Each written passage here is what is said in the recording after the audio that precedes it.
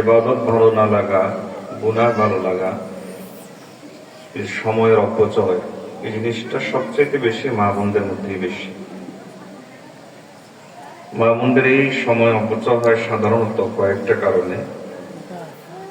প্রথম কারণ হলো মোবাইলে ভিতরে বেশি সময় নষ্ট করা, মোবাইলে সময় বেশি দেওয়া। দ্বিতীয় কারণ হলো সাধারণত একে অপরের সাথে গল্প গুজব, আর গল্প গুজব করতে গেলে গিবত শেখায়ত ইত্যাদি তো আছেই। তৃতীয় আরেকটা বড় কারণ হলো, সেটা হলো দেখা যায় যে অলসতার কারণে সময় মতো ফজর নামাজ উঠতে পারে না। এই সকল কারণে অন্তর শক্ত হয়ে যায়। অন্তর শক্ত হয়ে যাওয়াটা হাসান বসরি রহিমাহুল্লাহ বলেন, আযমুল মাসাইব, সবচাইতে বড় মুসিবত, সবচাইতে বড় বিপদ। একজন মুমিনের জন্য সবচাইতে বড় বিপদ হলো অন্তর শক্ত হয়ে যাওয়া। কারণ অন্তর যদি শক্ত হয়ে যায় তাহলে ওই অন্তর আর আল্লাহর দিকে ধাবিত হয় না। প্রশ্ন হলো এই অন্তরটা শক্ত হয় কেন? কেন অন্তর শক্ত হয়? উলামায়ে কেরাম লেখেন যে অন্তর চারটা কারণে শক্ত হয়, চারটা বিষয়ের কারণে অন্তর শক্ত হয়। অন্তর নরম করার উপায় কি? অন্তর নরম করার উপায় হলো তিনটা জিনিস। অন্তর শক্ত কেন হয়, নরম কিভাবে করব? আজকের সময় এই আলোচনাগুলো খুব দরকার। আমরা অনেক সময় শুনি না, এই আলোচনাগুলো মনোযোগ সহকারে শুনি না। এই কয়টি কথা বলেই আমি সংক্ষেপে আমার আলোচনা শেষ করব ইনশাআল্লাহ। অন্তর শক্ত হওয়ার এক নম্বর কারণ হলো গুনাহ। হাদিসে এসেছে, রাসূলুল্লাহ সাল্লাল্লাহু আলাইহি ওয়াসাল্লাম বলেন, বান্দা যখন একটা গুনাহ করে, নুকিতাত ফীহি নুকতাতুন সাউদা, অন্তরের মধ্যে কালো দাগ পড়ে যায়। আরেকটা গুনাহ যখন করে তখন অন্তরে আরেকটা কালো দাগ পড়ে, আরেকটা গুনাহ যখন করে তখন অন্তরে আরেকটা কালো দাগ পড়ে। এভাবে একটা সময় গোটা অন্তর কালো হয়ে যায়, শক্ত হয়ে যায়, গোটা অন্তরের মধ্যে জং ধরে যায়। এজন্য যার জীবনে গুনাহ যত বেশি, তার জীবনে কান্নাকাটির কথা তত কম।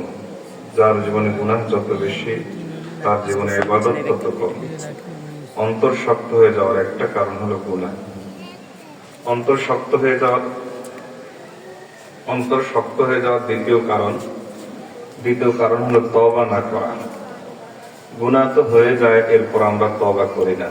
হাসান বসরি রাহিমাহুল্লাহকে এক লোক জিজ্ঞেস করেছিল যে অমুক লোকের অন্তর শক্ত, সে এই কথা বলে থাকে এবং সে বলে যে আমার অন্তর শক্ত হয়ে গেছে, আমি একটা গুনাহ করেছিলাম কিন্তু তওবা করতে ভুলে গেছি, এরপর আমি যতই তওবা করেছি কিন্তু মনে হয়েছে আমার তওবা কবুল হয় নাই। হাসান বসরি রাহিমাহুল্লাহ বলেন, সে ঠিকই বলেছে। এর কারণ হলো যার জীবনে তওবা থাকে না, তার অন্তর শক্ত হয়ে যায়। এজন্য অন্তর শক্ত হয়ে যাওয়ার দ্বিতীয় কারণ হলো তওবা। অন্তর শক্ত হয়ে যাওয়ার তিন নম্বর কারণ হলো যে আহলুল্লাহ, আল্লাহওয়ালাদের যারা নেক মানুষ, ভালো মানুষ, তাদের কথা আমাদের অন্তরে না ঢোকা, না আসা। তাদের মজলিসে বসলে, যেমন আজকে আপনারা এই মজলিসে বসেছেন, এটা হলো অন্তর নরম করার একটা মজলিস। তো এই জাতীয় মজলিসে না আসার কারণে, না বসার কারণে, নেক পরিবেশে না থাকার কারণে, নেক পরিবেশে না যাওয়ার কারণে অন্তর শক্ত হয়ে যায়। অন্তর শক্ত হয়ে যাওয়ার চার নম্বর কারণ হলো আল্লাহর জিকির না করা, জিকির অভ্যস্ত না হওয়া। কারণ হাদিসে এসেছে, রাসূলুল্লাহ সাল্লাল্লাহু আলাইহি ওয়াসাল্লাম বলেছেন, লিকুল্লি শাইইন সিকালাতুন ওয়া সিকালাতুল কুলুবি যিকরুল্লাহ। প্রত্যেক জিনিস ময়লা আছে, আর ওই ময়লাকে দূর করার একটা মাজনি আছে। আর অন্তরের ময়লা দূর করার মাজনি হলো আল্লাহর জিকির। এই চারটা কারণে অন্তর শক্ত হয়ে যায়। এই চারটা কারণ বলাটা আমার মূল উদ্দেশ্য নয়। আমার মূল উদ্দেশ্য হলো অন্তর কিভাবে নরম করব, এই বিষয়টা বলা মূল উদ্দেশ্য। এতক্ষণ যে কথাগুলো বলেছি বলতে পারেন কেবলমাত্র এখনকার কথাগুলো শোনার ভূমিকা হিসাবে। এজন্য এখন খুব জরুরি কিছু কথা বলবো। মা বোনরা একটু মনোযোগ সহকারে শোনার চেষ্টা করবেন, আমলের নিয়তে শোনার চেষ্টা করবেন। আল্লাহ আমাদের সকলকে আমল করার তৌফিক দান করুন। একটা জিনিস মনে রাখবেন, অন্তর শক্ত হয়ে যাওয়ার প্রথম কারণ গুনাহ। আর গুনাহ হলো আমাদের জীবনের সবচেয়ে বড় মুসিবত।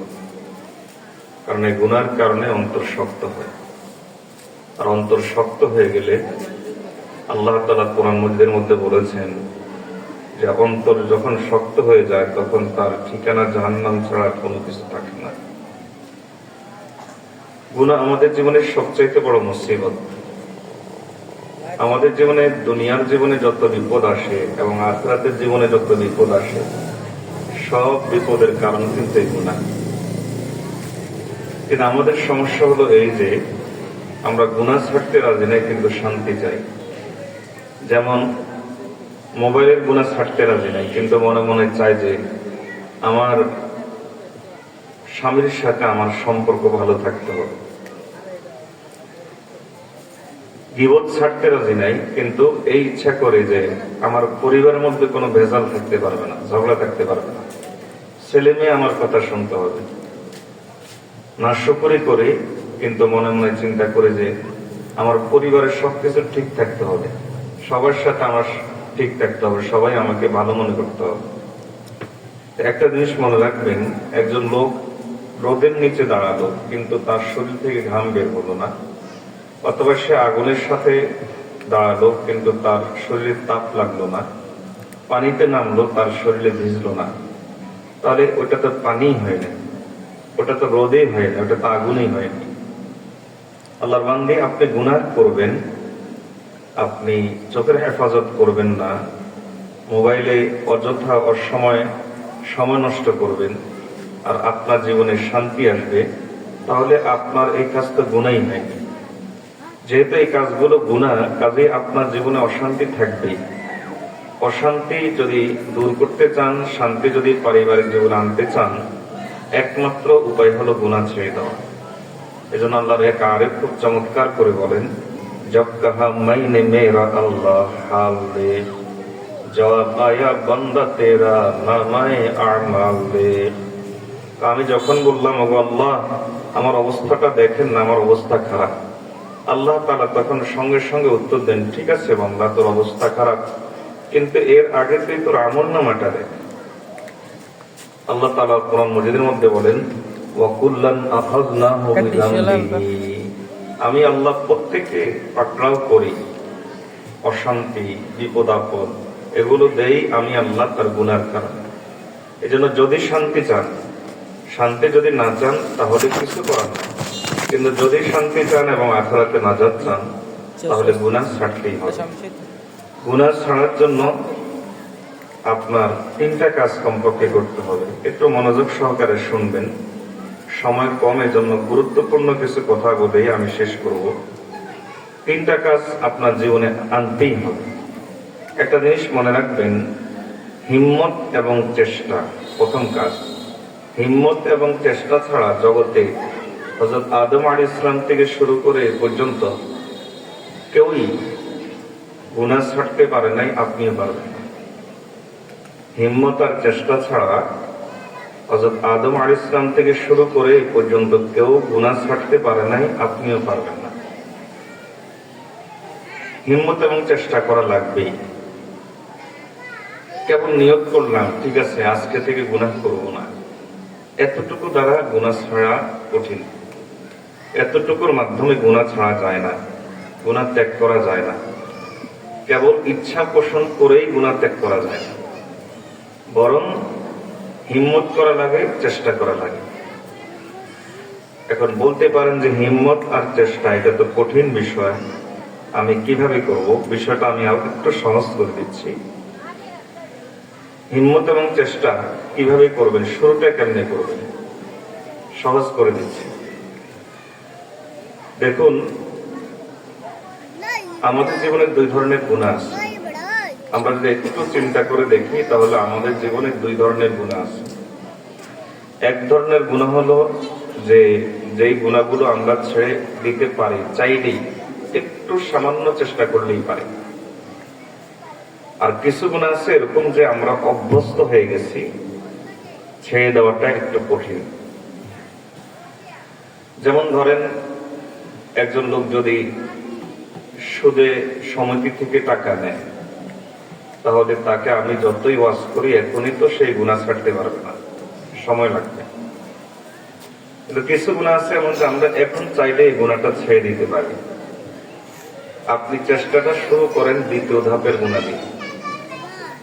একটু চেষ্টা আমাদের জীবনে, প্রত্যেকের জীবনে প্রতিদিন, একেবারে প্রতিদিন একটু খেয়াল করলেই হবে, প্রতিদিন আমাদের জীবনে এমন কিছু গুনাহ হয় যে গুনাহগুলো না করলেও আমার চলতো, না করলেও আমার কোনো অসুবিধা ছিল না, পারতাম, আমি একটু সামান্য চেষ্টাটা করলেই পারতাম।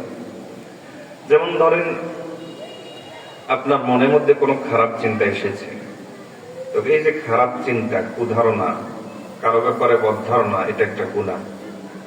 এখন এই গুনাহটাকে আপনি দূর করে ইচ্ছা করলে এক সেকেন্ডে আপনি এটাকে দূর করে দিতে পারেন।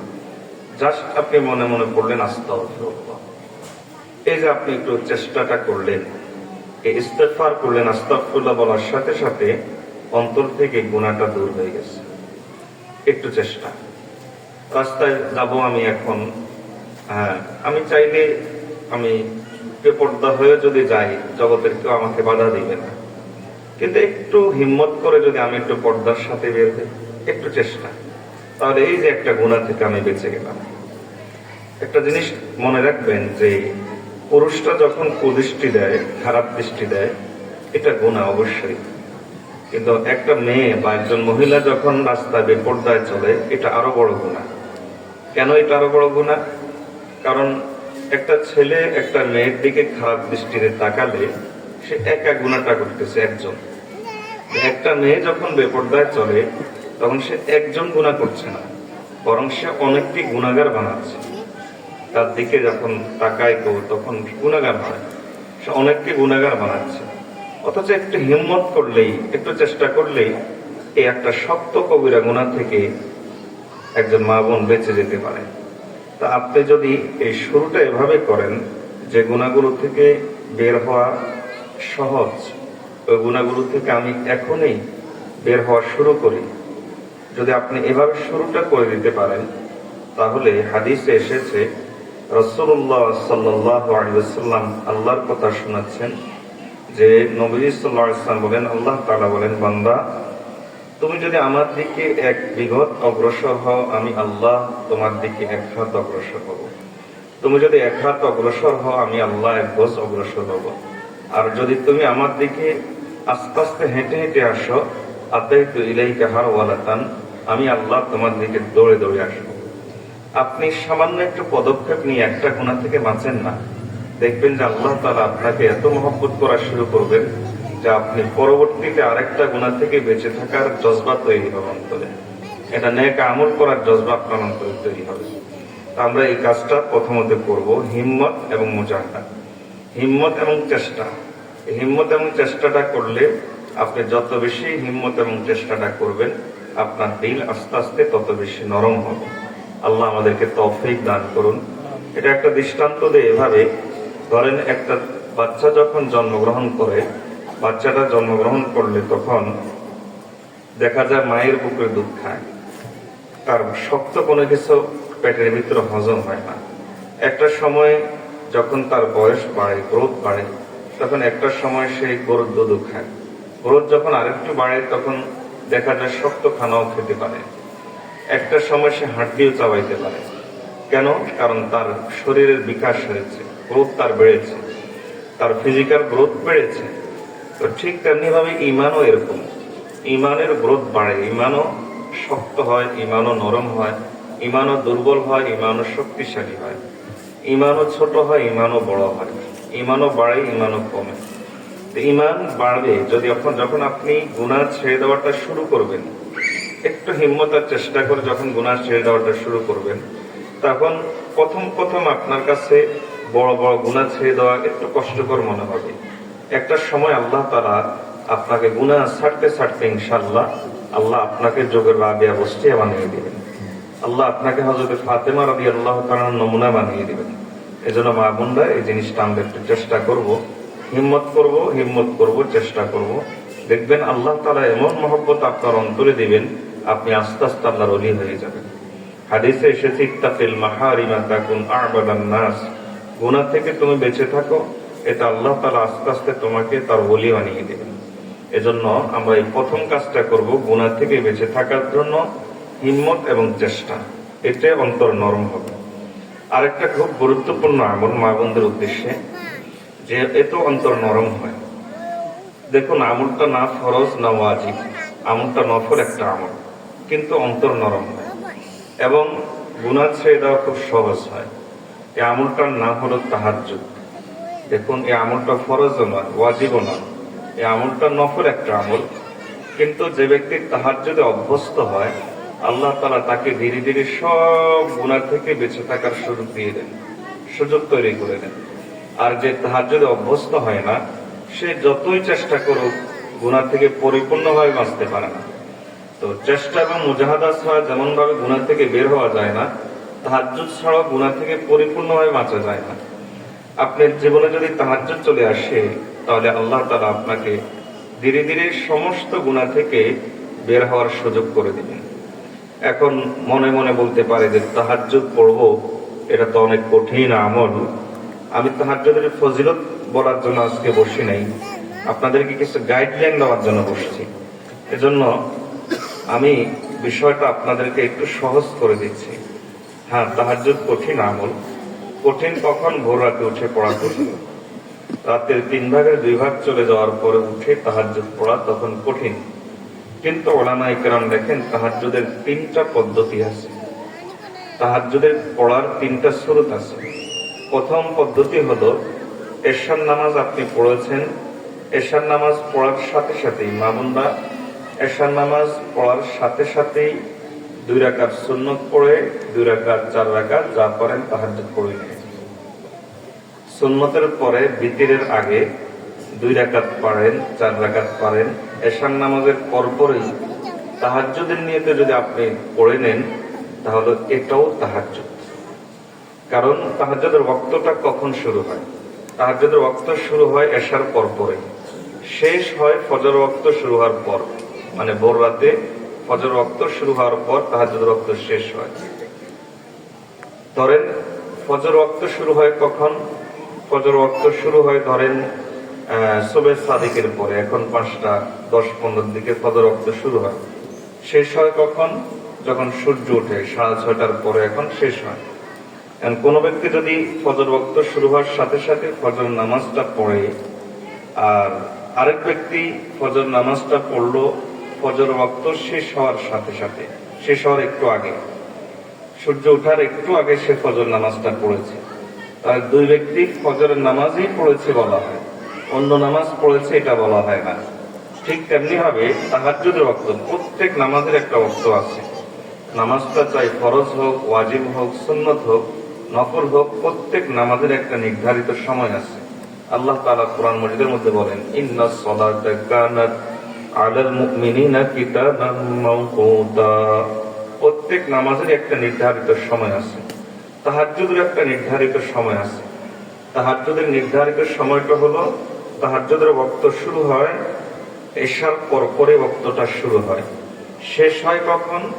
শেষ হয় যখন ফজরের ওয়াক্ত শুরু হয়, তখন শেষ হয়। কাজেই কোন ব্যক্তি যদি এশার পরপরেই, সুন্নতের পরপরে যদি কেউ তাহাজ্জুদ পড়ে ফেলে, তাহলে সে তাহাজ্জুদই পড়েছে, যেহেতু ওয়াক্তের ভিতরে পড়েছে, অন্য কোনো নামাজ পড়ে নাই। আবার কেউ যদি ভোর রাতে উঠে তাহাজ্জুদ পড়ে, তাহলেও সে তাহাজ্জুদ পড়েছে, অন্য নামাজ পড়েনি, কারণ ওয়াক্তের ভিতরে তো হয়েছে। কাজেই তাহাজ্জুদ পড়ার এই সহজ নিয়মটা ফলো করে এশার নামাজের পরে যদি আমরা 2 রাকাত 4 রাকাত তাহাজ্জুদের নিয়তে পড়ে নেই, তাহলেও আমি তাহাজ্জুদেই পড়বো, অন্য কোনো নামাজ নেই, তো তাহাজ্জুদ হবে। হ্যাঁ, তাহাজ্জুদ ভোর রাতে পড়া উত্তম। তাহাজ্জুদ ভোর রাতে পড়া কেন উত্তম? তাহাজ্জুদ ভোর রাতে পড়া উত্তম হলো ভিন্ন কারণে।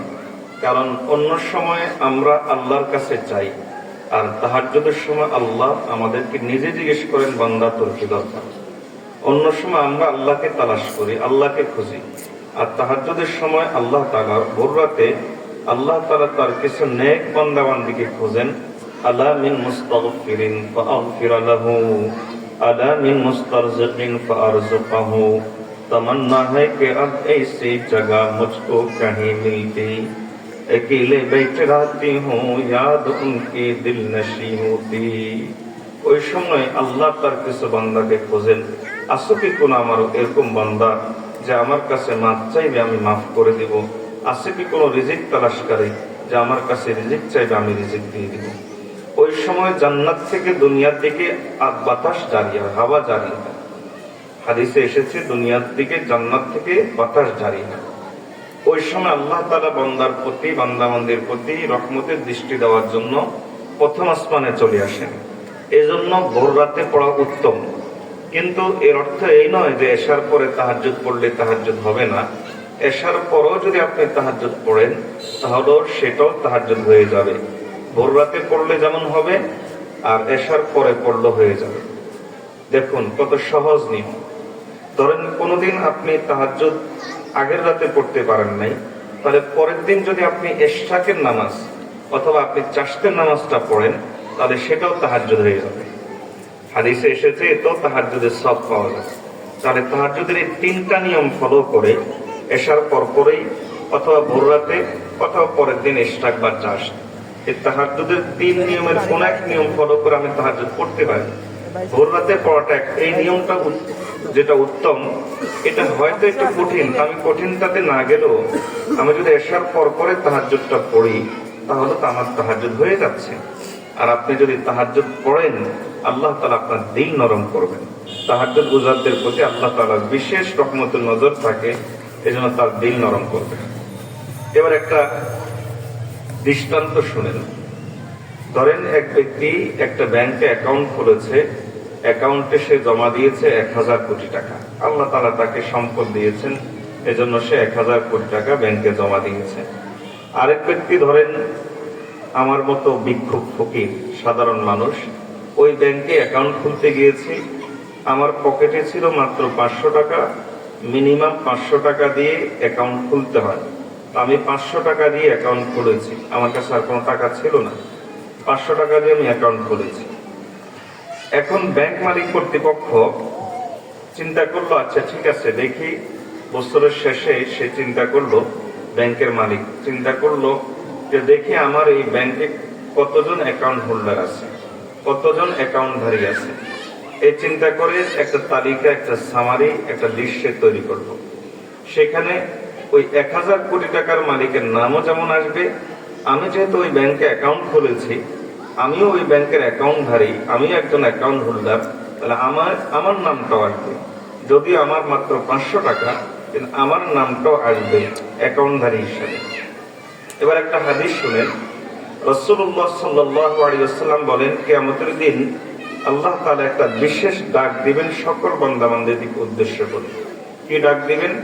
যে ও আজকের এই কিয়ামতের ময়দানে তাহাজ্জুদ গুজাররা দাঁড়াও। আল্লাহ ডাক দিবেন, তাহাজ্জুদ গুজাররা দাঁড়াও। এই ডাকটা যখন দিবেন রাসূলুল্লাহ সাল্লাল্লাহু আলাইহি ওয়াসাল্লাম বলেন, ফায়াকুমুনা ওয়া হুম কালিলুন, তারা দাঁড়াবে কিন্তু তাদের সংখ্যা কম হবে। সবাই দাঁড়াবে না, অল্প কিছু সংখ্যক লোক দাঁড়াবে।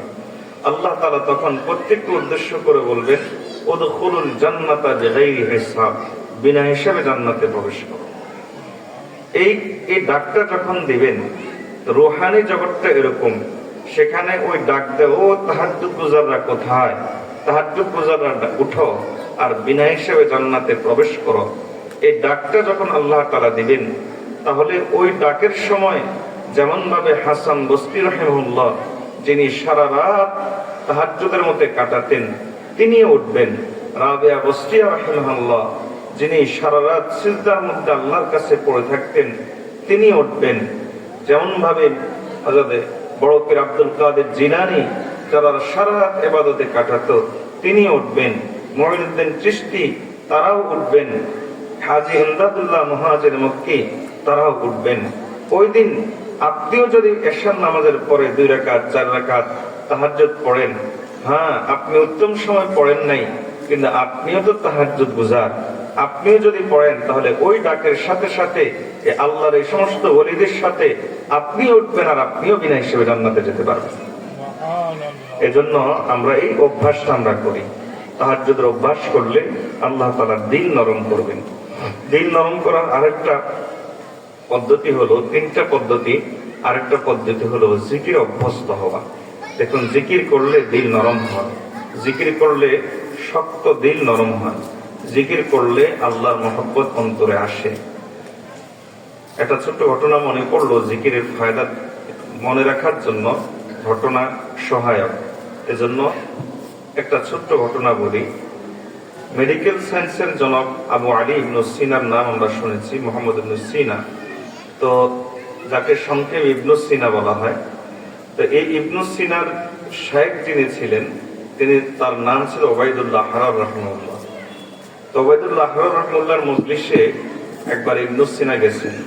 তো গিয়ে শুনতে পেলেন ওবায়দুল্লাহ আহরার রাহিমাহুল্লাহ বয়ান করতেছেন যে জিকির করলে দিল পরিবর্তন হয়, দিল নরম হয়। ইবনে সিনা বয়ান শেষে তার পীর সাহেবের কাছে, তার শাইখের কাছে উঠে এসে বলল, হযরত, এটা কোনো কথা? জিকির করবে মুখে আর পরিবর্তন হবে অন্তর। কোথায় মুখ আর কোথায় অন্তর? দুইটা জায়গা কোথায়? ওবায়দুল্লাহ আহরার রাহমাতুল্লাহ আলাইহি তখন একটুখানি চুপ থেকে বললেন যে, তোমার মতো গাধা এটার কি বুঝবা?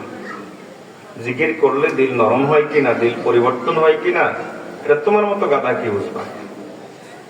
তোমার মতো গাধা বলার সাথে সাথে তখন ইবনে সিনার চেহারা একেবারে কালো হয়ে গেল। ওবায়দুল্লাহ আহরার রাহমাতুল্লাহ আলাইহি তখন মুস্কি হেসে বললেন, দেখো, গাধা আল্লাহর একটা নিকৃষ্ট সৃষ্টি। আমি ওই সৃষ্টির এক নাম নিয়েছি, আমি শুধু নাম উচ্চারণ করেছি, আমি তার কিছু করি নাই। আল্লাহর একটা নিকৃষ্ট সৃষ্টির নাম উচ্চারণ করার সাথে সাথে তোমার দিলের যদি এই পরিবর্তন আসে, তাহলে যে আল্লাহ সমস্ত সৃষ্টিকে সৃষ্টি করেছেন, গোটা বিশ্ব জগতের মালিক, ওই আল্লাহর নাম নিলে তোমার দিল পরিবর্তন হবে না কেন? এজন্য জিকির দ্বারা দিল পরিবর্তন হয়। এজন্য আল্লাহর আরেক খুব চমৎকার করে বলেন, लब में हरदम जिक्र भी हो, दिल में हरदम फिक्र भी हो, फिर तो बिल्कुल रास्ता है साफ ता दरबार शाह। জবানে যদি জিকির ধরে রাখতে পারেন, তাহলে আল্লাহ পর্যন্ত পৌঁছা রাস্তা একবারই পরিষ্কার। জিকিরকে সহজ করার জন্য মা বোনরা একটা তসবিহ হাতে নিয়ে নেবেন। সবসময় একটা তসবিহ হাতে রাখার চেষ্টা করবেন। যখনই অবসর পাবেন একটা তসবিহ হাতে নিয়ে নেবেন। তসবিহ নেওয়াটা জরুরি না, কিন্তু তসবিহ আপনাকে স্মরণ করিয়ে দিবে আল্লাহর কথা। এটা রিমাইন্ডার। আমরা যেমন ঘড়িতে অ্যালার্ম দিয়ে রাখি, অ্যালার্ম দেওয়া জরুরি না, দিলে অসুবিধা নাই। ঠিক তেমনি ভাবে এই তসবিহ নেওয়াটা জরুরি না, নিলে অসুবিধা নাই। আপনি এই তসবিহটা নেবেন, নিলে এই তসবিহ আপনাকে মনে করিয়ে দিবে আল্লাহর কথা। আল্লাহ তাআলা আমাদের দিলকে নরম করার এই তিনটা পদ্ধতি অবলম্বন করার তৌফিক দান করুন। মা বোনদের জন্য বিশেষ আরেকটি কথা, আমার মূল আলোচনা এখানেই শেষ। এবার আরেকটা জরুরি কথা, আমাদের প্রত্যেকেরই মা মানে কি? নারী জাতি মানে তার কোনো না কোনো আওলাদ আছে, হয় সন্তান আছে, নাতি নাতনি আছে, আওলাদ আছে। এই সন্তান, নাতি নাতনি, আওলাদের ব্যাপারে ছোট্ট করে মৌলিক তিনটি কথা, এটা মনোযোগ সহকারে শুনবেন। প্রথম কথা হলো, আমরা অনেক সময় সন্তানদেরকে লালন পালন করার ক্ষেত্রে তাদেরকে শাসন অতিরিক্ত করি। একটা জিনিস মনে রাখবেন, সেটা হলো লালন পালনের দুটা পদ্ধতি আছে। একটাকে বলা হয় তারবিয়তে জামালি, আর একটা হলো বলা হয় তারবিয়তে জালালি। এটা ইংলিশে বলা হয় লাভ বেসড প্যারেন্টিং, আর আরেকটা হলো ফেয়ার বেসড প্যারেন্টিং। অর্থাৎ শাসনের মাধ্যমে বাচ্চাকে মানুষ করা। বাচ্চাকে শাসন অবশ্যই জরুরি। সে যদি অন্যায় করে, শাসন না করলে সে বেয়াদব হয়ে যাবে, কিন্তু শাসনের চাইতে তাকে বেশি দিতে হবে আদর। যে কোনো জিনিস আদরের মাধ্যমে তাদেরকে বোঝালে তারা সহজে বুঝে। আর শাসন যদি অতিরিক্ত হয়ে যায়, তখন বাচ্চা বেয়াড়া হয়ে যায়। এজন্য আদরের মাধ্যমে তাদেরকে বোঝানোর চেষ্টা করবেন এই বাচ্চা আল্লাহর পক্ষ থেকে আপনার কাছে আমানত, আল্লাহর পক্ষ থেকে আপনার কাছে আমানত। হাদিসের মধ্যে এসেছে রাসূলুল্লাহ সাল্লাল্লাহু আলাইহি ওয়াসাল্লাম বলেন যে একজন বাচ্চার জন্য তার মা বাবা কি পরিমাণ কোরবানি করে। নবীজি সাল্লাল্লাহু আলাইহি ওয়াসাল্লাম এই কথা বোঝানোর জন্য বলেন, ইন্নাল ওয়ালাদা মাহজানাতুন ওয়া মাজহালাতুন ওয়া মাজবানাতুন। নবীজি সাল্লাল্লাহু আলাইহি ওয়াসাল্লাম বলেন যে সন্তানের কারণে একজন বাবা একজন মা কৃপণ হয়ে যায়। আমার মনে পড়ে যে একবার মিরপুর 1 নম্বর থেকে আমার বাসা হলো 60 টাকা রিক্সা ভাড়া, তো আমার পকেটে ছিল 120 টাকা। তখন ল্যাংড়াম এটার কেজি ছিল 60 টাকা। আমি চিন্তা করলাম যে আমি কি 2 কেজি আম বাচ্চাদের জন্য নিয়ে যাব না রিক্সায় যাব। দেখেন 60 টাকা রিক্সা মানে কম পথ না, বেশ দূরের পথ। আমি কিছু চিন্তা না করেই 2 কেজি আম নিয়ে নিলাম আর পুরা পথটা আমি হেঁটে চলে আসলাম। এই যে আমি একটা গল্প বলেছি, প্রত্যেক মা বাবার জীবনে এরকম বহু গল্প আছে, প্রত্যেক মা বাবার জীবনে। হাদিসে এসেছে রাসূলুল্লাহ সাল্লাল্লাহু আলাইহি ওয়াসাল্লামের কাছে আম্মাজান আয়েশা রাদিয়াল্লাহু তাআলা আনহা, আম্মাজান আয়েশা রাদিয়াল্লাহু তাআলার কাছে এক মা আসলো তার ছোট্ট 2টা বাচ্চাকে নিয়ে। তো আসলো কিছু দেওয়ার জন্য, কিছু চাওয়ার জন্য। আম্মাজান আয়েশা রাদিয়াল্লাহু তাআলা আনহার কাছে তখন 3টা খেজুর ছিল, আর কোনো কিছু ছিল না। এজন্য তিনি 3 জনকে 3টা খেজুর দিয়ে দিলেন। তো মহিলা ওই খেজুরটা খেতে যাবে, বাচ্চারাও খেয়ে ফেলছে, মহিলা তার নিজেরটা খেতে যাবে, এমন সময় পাশের 2 বাচ্চা কান্না করে উঠল। মহিলা তখন ওই খেজুরটা না খেয়ে ওই খেজুরটা ভাগ করে 2 বাচ্চাকে দিয়ে দিয়েছে। এটা দেখে আম্মাজান আয়েশা রাদিয়াল্লাহু তাআলা আনহা খুব আশ্চর্য হয়েছেন। ওনার তো সন্তান ছিল না, ওনার ছেলে মেয়ে ছিল না, এই জন্য উনি আশ্চর্য হয়েছেন যে ছেলে মেয়ের জন্য বাবা মায়ের কোরবানি কেমন হয়, এই অভিজ্ঞতা ওনার ছিল না, যার কারণে তিনি আশ্চর্য হয়েছেন। এই জন্য আম্মাজান আয়েশা রাদিয়াল্লাহু তাআলা নিজেই বলেন যে আমার কাছে বিষয়টা আশ্চর্য ঠেকেছে। তাদ আজাবাতনি তিলকাল মারআ, এই মহিলা আমাকে তো বিস্ময় ফেলে দিয়েছে। রাসূলুল্লাহ সাল্লাল্লাহু আলাইহি ওয়াসাল্লামের কাছে দৌড়ে গিয়ে তিনি বললেন যে ইয়া রাসূলুল্লাহ সাল্লাল্লাহু আলাইহি ওয়াসাল্লাম, যে একজন সন্তানের জন্য বাবা মা কি এরকম করতে পারে? নিজের পেটের ক্ষুধা থাকা সত্ত্বেও নিজে না খেয়ে তার সন্তানের মুখে তুলে দিতে পারে? নবীজি সাল্লাল্লাহু আলাইহি ওয়াসাল্লাম বলেন, হ্যাঁ, প্রত্যেক মা বাবাই এরকম করে, আর প্রত্যেক মা বাবাই তার সন্তানের জন্য এরকম স্যাক্রিফাইস করে, কোরবানি করে তারপরে সে আস্তে আস্তে জান্নাতের উপযুক্ত হয়। তার এই যে সন্তান লালন পালনের জন্য কি পরিমাণ কোরবানি আপনাদের আছে, একজন মা কি পরিমাণ কোরবানি করে, এজন্য দয়া মায়ার মিসাল দৃষ্টান্ত দেওয়া হয় মাকে দিয়ে।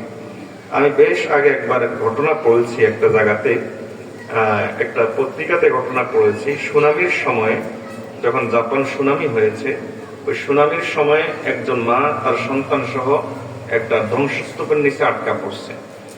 তো আল্লাহর কি হুকুম, ওই ধ্বংসস্তূপের নিচে 2 জনে জীবিত, কিন্তু ওখানে বিশাল পাথরের নিচে পড়ে গেছে বা বিশাল একটা দেওয়ালের নিচে পড়ে গেছে, বের হওয়ার কোনো রাস্তা নেই। এখন এই সন্তান এই কান্নাকাটি শুরু করেছে ক্ষুধায়। প্রথমে বুকের দুধ দিল, বুকের দুধ যখন শেষ হয়ে গেল এরপর আবার কান্নাকাটি করে। তখন ওই মা করলো কি, তার জিহ্বাটা ওই সন্তানের মুখে দিয়ে দিল। এবার ওই সন্তান জিহ্বার চষে কিছুক্ষণ হয়তো থামলো, আবার শুরু করলো কান্নাকাটি। তখন মা আর কিছু দিশা না পেয়ে নিজের হাতের আঙ্গুলটা এভাবে দাঁত দিয়ে ছেড়ে যখন সেখান থেকে শিরশির করে রক্ত বের হওয়া শুরু হলো, তখন তার ওই মুখের আঙ্গুলটা তখন ওই বাচ্চার মুখে দিয়ে দিল। এরপরে ওই মা বললো যে আমার আর হুঁশ ছিল না, আমার কি হয়েছে। এরপর আমি দেখলাম আমি হাসপাতালে বেড়ে আছি। এর অর্থ হলো উদ্ধার কর্মীরা পরবর্তীতে তাদেরকে উদ্ধার করেছে। এই যে একজন মায়ের এই কোরবানি, একজন মা তার সন্তানের জন্য, প্রত্যেক মায়ের জীবনে এরকম ছোটখাটো গল্প আছে। তার সন্তানের জন্য নিজের পেটে ক্ষুধা, এরপর বলে সন্তানকে বলে আমি খাইছি, আমার খাওয়া ভালো লাগে না, আমার পেট ভরা। এই যে এত কোরবানি করার পরেও শুধুমাত্র একটা জিনিসের অভাবে এই সন্তানটাকে শত্রু বানিয়ে ফেলে। এই সন্তান যার জন্য এত কোরবানি, তাকে আবার শত্রু বানিয়ে ফেলে, দুনিয়ারও শত্রু, আখিরাতের শত্রু। কি জিনিসের অভাব? সেটা হলো শুধুমাত্র তাকে দ্বীনি শিক্ষা দেওয়ার অভাবে, দ্বীন শিখানোর অভাবে এই সন্তানই একসময় শত্রু হয়ে যায়। এরপর কিয়ামতের দিন এই সন্তান আল্লাহর কাছে বলবো, আল্লাহ, আমার মা বাবা আমাকে সব শিখাইছে, শুধু দ্বীন শিখায় নাই, যার কারণে আজকে আমি জাহান্নামী হয়েছি। এজন্য আল্লাহ, আমাকে যদি শাস্তি একটা দেন, আমার আব্বা আম্মাকে আপনি ডাবল শাস্তি দিতে হবে। আতিহিম দিরফাইনি মিনাল আযাব ওয়াল আনহুম লা'নান কাবীরা। এবং আপনি আপনার মতো করে আপনি তাকে লানত দিতে হবে, বড় করে লানত দিতে হবে। এজন্য আপনাদের প্রতি দ্বিতীয় অনুরোধ যে আপনার সন্তান, আপনি তাকে স্কুলে পড়াবেন না, কলেজে পড়াবেন না, ডাক্তার বানাবেন না, ইঞ্জিনিয়ার বানাবেন, আপনার বিষয়। কিন্তু এর আগে অন্তত নুরানিটা পড়িয়ে, কমপক্ষে নুরানিটা পড়িয়ে তাকে অন্তত ফরজ আইন পরিমাণ ইলমটা দিবেন। এতটুকু দিন অন্তত আপনি তাকে দিবেন। যদি এতটুকু দিন তাকে দিতে না পারেন, তাহলে আল্লাহর কাছে দায়ী থাকবেন। তৃতীয় বিষয়, মনে রাখবেন যে সন্তানের জন্য মা বাবার দোয়া সবচেয়ে বেশি কবুল হয়। এটা আমরা হাদিসও শুনি, উলামায়ে কেরামের মুখে আমরা বারবার শুনি, মা বাবার দোয়া সবচেয়ে বেশি কবুল হয়। তো আপনি আপনার সন্তানের জন্য দোয়া করাটা ভুলবেন না। আমাদের মা বোনরা এখন দোয়া করে না, সব করে কিন্তু দোয়াটা করে না। আপনার সন্তানের জন্য আপনি দোয়া করবেন। আপনি যত বেশি দোয়া করবেন, সন্তানের তত বেশি মঙ্গল হবে। আল্লাহ যে কথাগুলো বলেছে, আমাদেরকে এই কথাগুলোর উপর আমল করার তৌফিক দান করুন। ওয়া আখিরু দাওয়ানা আলহামদুলিল্লাহি রাব্বিল আলামিন। দরুদ শরীফ পড়ি। আল্লাহুম্মা সাল্লি আলা সাইয়্যিদিনা মুহাম্মদ ওয়া আলা আলি সাইয়্যিদিনা মুহাম্মদ ওয়া বারিক ওয়া সাল্লিম। আল্লাহুম্মা সাল্লি আলা সাইয়্যিদিনা মুহাম্মদ ওয়া আলা আলি সাইয়্যিদিনা মুহাম্মদ ওয়া বারিক ওয়া সাল্লিম। اللهم صل على سيدنا محمد وعلى آل سيدنا محمد وبارك وسلم. الحمد لله رب العالمين، والصلاة والسلام على أشرف الأنبياء والمرسلين وعلى آله وأصحابه أجمعين. ربنا ظلمنا أنفسنا وإن لم تغفر لنا وترحمنا لنكونن من الخاسرين. ربنا آتنا في الدنيا حسنة وفي الآخرة حسنة وقنا عذاب النار. رب ارحمهما كما ربياني صغيرا. رب اجعلني مقيم الصلاة ومن ذريتي. ربنا وتقبل دعاء. ربنا هب لنا من أزواجنا وذرياتنا قرة أعين واجعلنا للمتقين إماما. واجعلنا للمتقين إماما. ربنا لا تزغ قلوبنا بعد إذ هديتنا وهب لنا من لدنك رحمة إنك أنت الوهاب. اللهم حبب إلينا الإيمان وزينه في قلوبنا وكره إلينا الكفر والفسوق والعصيان واجعلنا من الراشدين. يا حي يا قيوم برحمتك نستغيث. أصلح لنا شؤوننا كلها. أصلح لنا شؤوننا كلها ولا تكلنا إلى أنفسنا طرفة عين. প্যারে আল্লাহ, প্রাণপ্রিয় আল্লাহ, আপনার কিছু বান্দা পর্দার আড়ালে, আপনার কিছু বান্দি আপনার শাহী দরবারে হাত তুলেছি। রব্বে কারীম, মাওলায়ে কারীম, স্বীকার করে নিচ্ছে আমাদের জিন্দেগিতে এমন গুনাহ আছে যে গুনাহ প্রকাশ পেলে মানুষ আমাদেরকে সম্মান করা তো দূরের কথা, থুতু দিয়ে ডুবিয়ে ফেলবে। প্যারে আল্লাহ, প্রাণপ্রিয় আল্লাহ, আপনি দয়া করে মায়া করে আমাদের গুনাহগুলোকে গোপন রেখেছেন, আরেকটু দয়া করে আমাদেরকে মাফ করে দেন। আল্লাহ আমাদেরকে পাক সাফ করে দেন। প্যারে আল্লাহ, আপনার বান্দিরা এখানে আসছে আলেম ওলামার মুখে কিছু কথা শোনার জন্য, কোরআন হাদিস থেকে কিছু কথা শোনার জন্য। প্যারে আল্লাহ, এদেরকে এই সময় এই মুহূর্তে যদি আপনি মাফ না করেন, ইবলিস তো হাসাহাসি করবে। ইবলিস বলবে, দেখো দেখো, আলে উলামার মজলিসে গেছে, কোরআন হাদিসের মজলিসে গেছে, কিন্তু নিজের গুনাহটা মাফ করে নিয়ে আসতে পারে নাই। প্যারে আল্লাহ, ইবলিস আপনারও শত্রু, ইবলিস আমাদেরও শত্রু। আমাদের গুনার কারণে যদি আমাদেরকে মাফ করতে মনে না চায়, আপনি ইবলিসের মুখে চুনকালি দেওয়ার জন্য হলো আমাদেরকে মাফ করে দেন। প্যারে আল্লাহ, আর এই মুহূর্তে যদি আপনি আমাদেরকে মাফ করেন, আপনার হাবিব সাল্লাল্লাহু আলাইহি ওয়াসাল্লাম উম্মত মাফ পেয়ে গেছে দেখে কতই না খুশি হয়ে যাবেন। আমরা হাদিসের মধ্যে পাই, নবীজি সাল্লাল্লাহু আলাইহি ওয়াসাল্লাম একদিন দোয়া করেছেন আম্মা জান আয়েশার জন্য, আল্লাহ আয়েশার আপনি ছোট বড়, দেখা অদেখা, জানা অজানা সব গুনাহ মাফ করে দেন। এই দোয়া শুনে আম্মা জান আয়েশা খুব খুশি হয়ে গেলেন। বলেন, ইয়া রাসূলুল্লাহ, আপনি আমার জন্য এত সুন্দর দোয়া করেছেন। নবীজি বললেন, আয়েশা, আমি তোমার জন্য জীবনের প্রথমেই দোয়া করেছি, আমি এই দোয়াটাই আমার উম্মতের জন্য প্রত্যেক নামাজে করে থাকি। আল্লাহ, আপনি যদি আমাদেরকে মাফ করে দেন, আপনার হাবিব উম্মত মাফ পেয়ে গেছে দেখে কতই না খুশি হয়ে যাবেন। আমাদের গুনার কারণে আমাদেরকে যদি মাফ করতে মনে না চায়, আপনি আপনার হাবিবকে খুশি করার জন্য হলো আমাদেরকে মাফ করে দেন। আল্লাহ, আল্লাহ, আপনি না আমাদের মাওলা, আপনি না আমাদের নিয়ামাল মাওলা। আপনি যদি আমাদেরকে শাস্তি দেন, আপনার তো কোনো লাভ নাই, মাফ করে দিলে আপনার কোনো ক্ষতি নাই। আল্লাহ, যদি এমন হইতো আপনি আমাদেরকে মাফ করলে আপনার রাজত্ব কমে যেত, তাহলে আমরা আপনার কাছে মাফ চাইতাম না। যদি এমন হতো যে মাফ না করলে আপনার রাজত্ব বেড়ে যেত, তাহলেও আমরা আপনার কাছে মাফ চাইতাম না। আপনি তো অমুখাপেক্ষী মাওলা, আপনার তুলনা তো কেউ নাই। আল্লাহ, আল্লাহ, মাফ করে দেওয়া আপনার জন্য তো সামান্য ব্যাপার। আপনি একটু রহমতের নজর দিবেন আর আমাদেরকে মাফ করে দিবেন। আপনার তো শুধু একটা দৃষ্টির ব্যাপার, একটা নজরের ব্যাপার, আর আমাদের তো জিন্দেগির ব্যাপার, আমাদের তো জান্নাত জাহান্নামের ব্যাপার। মাফ না করলে আমরা জাহান্নামী হয়ে যাব। মশার কামড় সহ্য করতে পারি না, জাহান্নামকে আমরা সহ্য করব। মাফ না করলে আল্লাহ আমরা তো জাহান্নামী হয়ে যাব।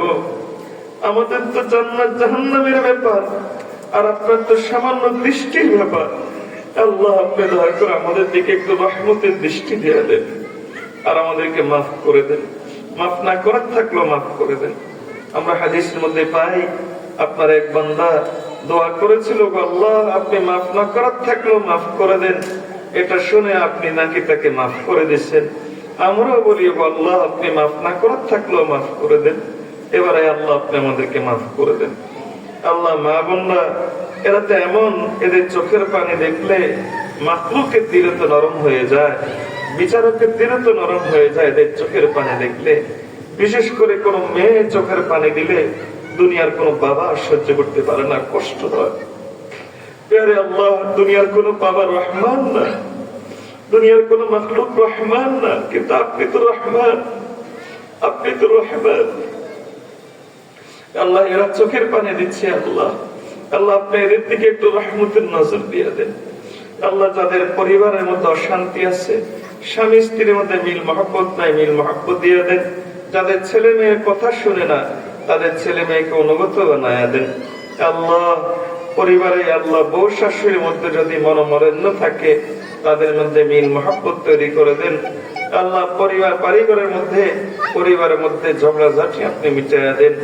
প্যারে আল্লাহ, প্রাণপ্রিয় আল্লাহ, আমাদের প্রত্যেকের পরিবারের মধ্যে আপনি শান্তি এনে দেন।